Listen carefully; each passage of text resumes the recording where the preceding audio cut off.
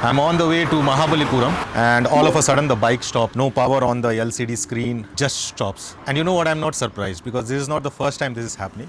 This has happened many times before. The number one reason why you should not buy KTM is that KTM's inability to resolve any issues. This is a 2017 390 and KTM has so many issues. And KTM is just like either they don't have the ability to resolve this issue or they don't care. They are like, let them fix it by themselves or we will fix it in the next model, that is 2018.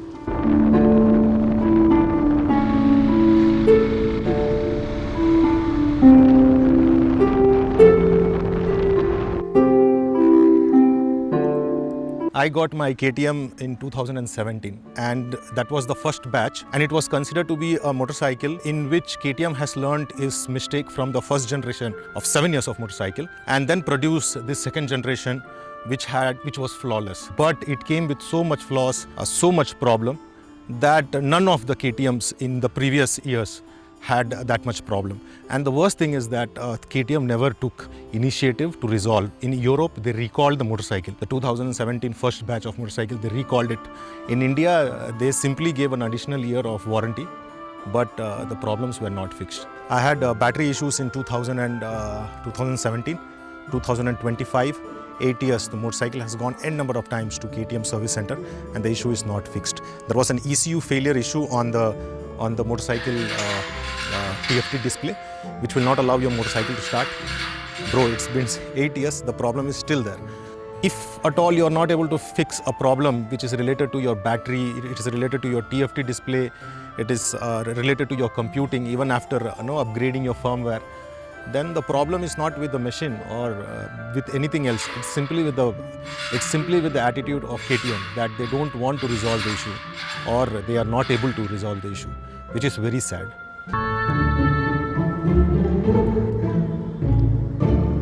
If you're wondering where I am now, I am in the Sardas Fort. This fort is 40 kilometers from Chennai. This place was built by the Dutch. The first people to come to India were French and then came to India Dutch. And these people, they got spices, cottons, everything from India, and they increased the price so much in Europe that British were like, why are we paying so much for cotton and spices to Dutch and French when we ourselves can go and start the East India Company, the British East India Company. And that is how the English came to India.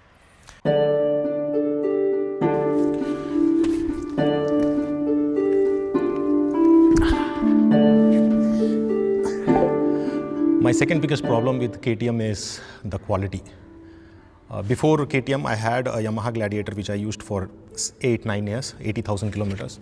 And even after using for so long, I couldn't see one part where the paint was removed or there was a rusting. Yamaha Gladiator, which was 55,000 rupees. KTM 390 was around 3 lakhs rupees when I bought. So it's a premier motorcycle. Dude, the quality is so bad. Till now, I have changed the TFT display. That alone costed me 35,000 rupees. I have changed the tank because there was a rust on the hole which is supposed to drain out the excess petrol, or when there is a water leakage, it's supposed to leak that out. And because of that, water started getting into my engine and I started getting white smoke. And then finally we found out that the problem was with the engine tank, and then I had to change the tank, which cost me 6,000 rupees. Even the seat locking system, if you see, TVS XL has a better seat locking system in its motorcycle than it was. What they have done is they have given 2 rods where you go and put your seat. Horrible quality. It looks very nice when it is there in the showroom, but once you use it for 5,000, 7,000 kilometers, KTM starts showing its true color, which is very disappointing with color or with overall quality.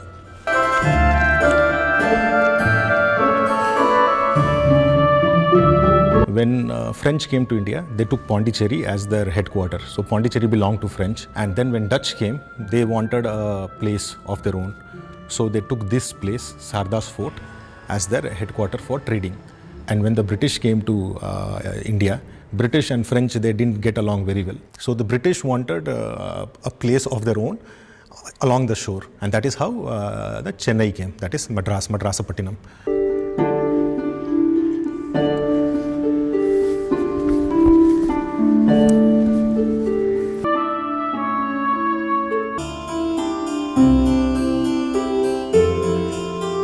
Reason number 3 why you should not buy the current model of KTM 390 is because KTM does not care about India. You should know that. I can do an entire video explaining you about the KTM's investment in India. But let me just summarize this into 2 points. One, your motorcycle KTM is not owned by KTM. It's owned by Bajaj. That partnership with Bajaj is responsible for everything, sales, the profit or the service.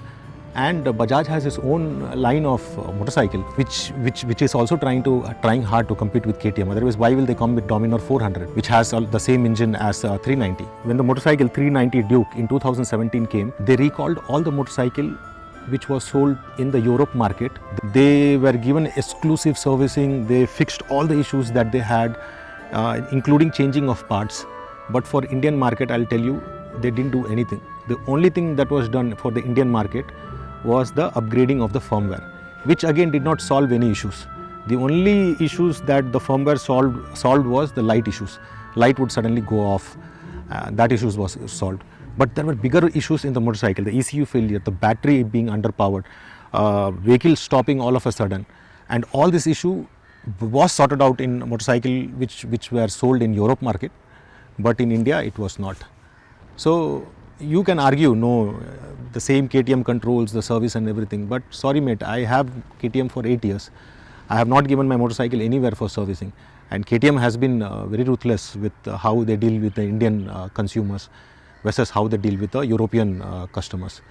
I feel a lot of times cheated for the amount that I have spent for my motorcycle. They gave us an extended warranty. What is that? It's just a paper. An extended warranty, but did they replace anything? They did not. My motorcycle still has those issue failure, still has all those issues, which was a manufacturing problem. But in Europe, those problems are solved.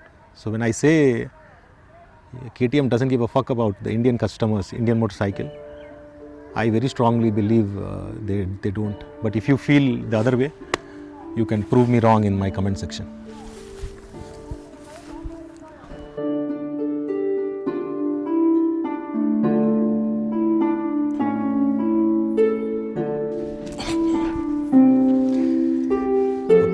When KTM sells their machine, they usually claim that the service is very cheap. Number fourth reason why you should not buy KTM is that it's a very expensive dude to maintain the motorcycle. Let me tell you the expenses that I had in last year, 2024. On 19th of September, I had a service. It's a paid periodic service and it costed me 16,442 rupees. In that, my petrol tank was replaced, which is around, and the tank was another 5,500 or whatever. So it was 16,500 rupees. Before that, I have replaced my TFT display. So that is 30,000 and some children.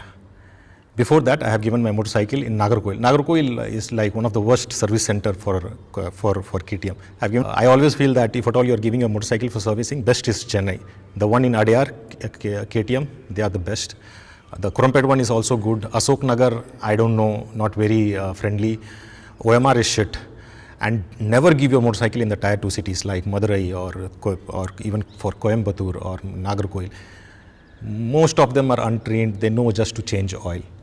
And before that, I have done another servicing, which was just 3 months before this 8,000 rupees service, and that was 8,800 rupees. So did you see 8 plus 8, 16 plus 30, that is 54, and another 16. 54 plus 16 is 70,000 rupees. 1 year, I have spent 70,000 rupees in 2024 just on the motorcycle service alone. Maybe 2024 was the highest I have spent on my motorcycle. Before that, I think it was 30, 35. But people say, hey, KTM service, 3,000 it will get over, 4,000 it will get over.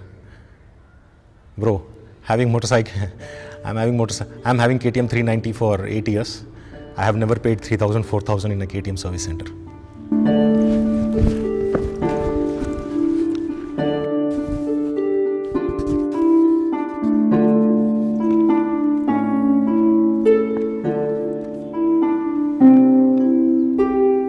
And this comes not with reading or anything, this comes from personal experience. And experience might differ for other KTM users. There might be KTM riders who might talk very good about the motorcycle, KTM, their service, their experience with the different KTM vendors that are in India. However, for me, the experience with KTM has been very bad. But riding KTM on the highway or in a village road or in the state highway, which is specially maintained by Tamil Nadu government, is so much fun. And I have been loving riding the KTM. And if at all you ask me now, if at all I have a 4 lakhs rupees in my hand and I want to buy a motorcycle, I'll probably go for a KTM 390 Adventure. Not 25 model, because this is the first batch of again the new generation vehicle coming. So I am 100% sure this will have its own problem, and KTM will not rectify it in the same machine. They will wait for maybe 2026 or 2027. So if at all I have 4 lakhs rupees and I have to buy a machine right now, I think I'll go for KTM Adventure, but not 25. Maybe 26, or I'll wait for another year for them to totally fix the issue in 2027 motorcycle, and I'll buy that. Till then I'll be riding my old KTM Duke, which I bought in 2017. Point number 2 is that I bought my motorcycle in 2017, and even though KTM has not been able to resolve so many issues with the motorcycle, I am 100% sure they have resolved the issue in the 2018 or 2019 or 2020 motorcycle, and now it's been 8 years. So they would have done their R&D, and I'm 100% sure the motorcycle which is in 2025 is much better than the one which came in 2017. Having said that, 2025 motorcycle also have a lot of issues. That there are issues of mileage, there is an issue of engine stalling, and overheating issues is also there. So I kind of feel if at all you're buying a KTM, maybe wait for another year. Don't jump in and don't buy 2025 model, because whenever KTM comes with the new generation of motorcycle, the first batch always has a lot of issues. The problem which we saw in 2024, which was the first batch of third generation motorcycle for KTM Duke 390, it had plenty of issues, and they rectified that in 2025 models. So I always feel when you're buying KTM, don't buy the first batch of motorcycle when they come with a new generation. Wait for them to release the second batch or the third batch, and then buy that motorcycle.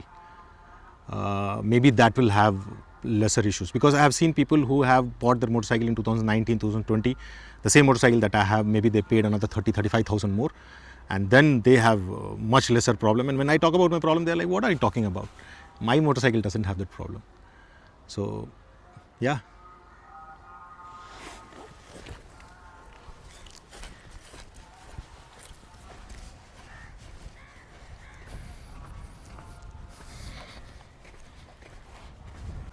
When I bought my KTM in 2017, you know who was competitor for KTM? CBR, Honda CBR 250 and Mahindra Mojo. There was no other motorcycle in the market. Now it's not the same. If you have 3 lakhs, 3.5 lakhs rupees, and if you go to the market, you have 20, 25 motorcycle. Every one is so good. So KTM cannot take their customers for a ride after this. I mean, like, if at all there is negative reviews in the market, people are fed up with your service, then they will go with Triumph, they will go with BMW, they will go with Royal Enfield, they will go with Suzuki, they will go with TVS. Man, every brand has 2-3 motorcycle lined up in 300 to 500 cc, and there are plenty coming in. So things are going to change for KTM, and that is why the bankruptcy issue, I think, is that because they took their customers for a ride. They didn't care enough, and that is what I feel what took them there.